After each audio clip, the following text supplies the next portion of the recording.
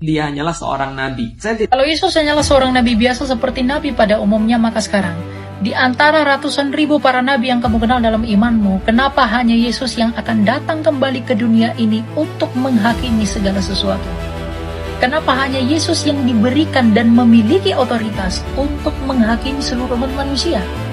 Dan yang paling heran, Yesus ini bukan seorang Muslim. Dia bukan Islam, dia nggak pernah ke Mekah, dia nggak pernah ke Madinah, dan dia nggak kenal Islam.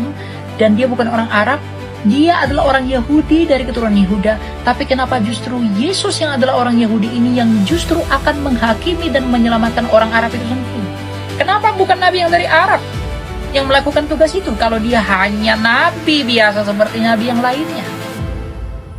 Dan kalau Yesus adalah seorang nabi biasa, kenapa dia mengampuni dosa? Bagi orang Yahudi itu adalah penghinaan, karena pengampunan dosa hanya bisa dilakukan oleh Allah. Tapi kenapa Kristus mengampuni dosa? Kalau dia hanya seorang nabi biasa, kenapa hanya dia di antara para nabi yang bisa membangkitkan orang mati? Dan kenapa kalau Yesus adalah seorang nabi biasa, kenapa hanya dia yang terlahir tidak disentuh oleh setan? Kenapa hanya dia yang disebut kalimatullah? Kenapa hanya dia yang disebut kalimatnya Allah? Kalau dia hanyalah nabi biasa. Dan kalau Yesus hanyalah seorang nabi biasa, kenapa kitabmu sendiri lebih banyak berbicara menyebutkan nama Isa daripada menyebutkan nama nabimu sendiri? Dan kalau Yesus hanyalah seorang nabi biasa yang sama dengan yang lain, sekarang coba perhatikan dan tunjukkan. Tunjukkan satu ayat dalam kitabmu dan dalam kitab kami, di mana ayat yang mengatakan bahwa Yesus akan dihakimi dan diadili. Kamu tidak akan menemukannya, karena dialah sang hakim. Dan kalau Yesus hanyalah seorang nabi biasa, nabi mana yang menerima pengakuan seperti yang dilakukan oleh Thomas? Thomas mengatakan kepada Yesus, "Ya Tuhanku dan Allahku." Dan Yesus tidak menolak itu.